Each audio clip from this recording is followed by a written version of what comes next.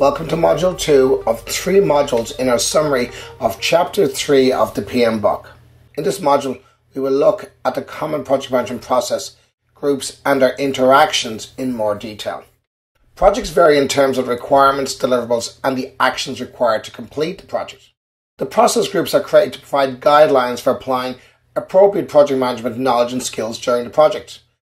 These processes are iterative and many of the processes are repeated throughout the project. From this illustration, we can see that the monitoring and controlling processes occur at the same time as other processes within the project. The project management process groups are linked by the outputs that they produce. The output of one process usually becomes the input to another process and vice versa. This illustration shows how these interactions occur and when they occur. If a project is divided into phases, the process groups will interact and overlap within each phase. Project management process interactions. It is important to note that process groups are not project lifecycle phases. If a project is divided into phases, the process groups will be repeated for each phase of the project. The illustration shows the basic flow of interactions among the process groups and the key stakeholders. We will now look at each process group. The initiating process group. The initiating process group consists of all the necessary steps to define the new project and begin the project lifecycle.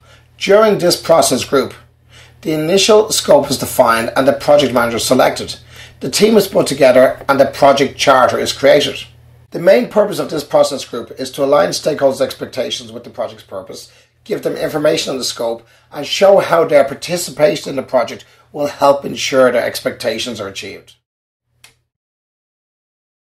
The planning process group consists of the processes that are conducted to find out more information about the scope of the project and refine the project's objectives.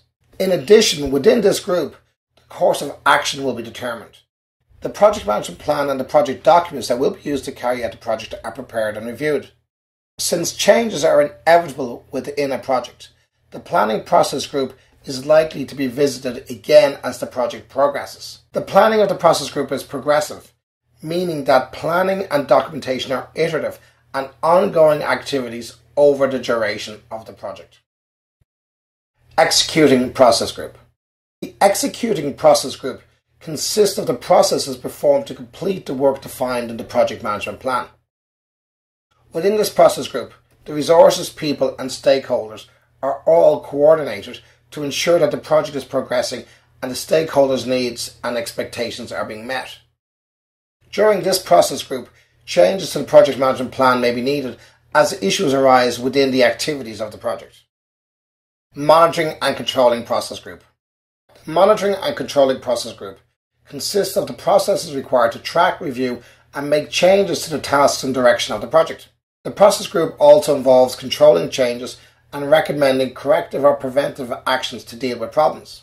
In addition, the activities of the project are monitored against the project management plan to ensure the objectives are being met. The monitoring and controlling processes are operated continuously over the duration of the project to ensure the successful completion of the project. Closing process group. The closing process group consists of the processes performed to conclude and officially end the project. All of the remaining activities within all of the project management process groups are completed.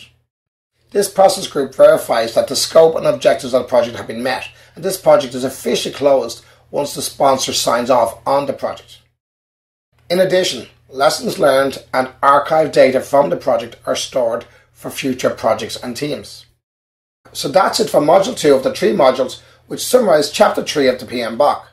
The key point of this module is that the 5 process groups of initiating, planning, executing, monitoring and controlling and closing all feed into each other but also overlap and iterate over the project lifecycle.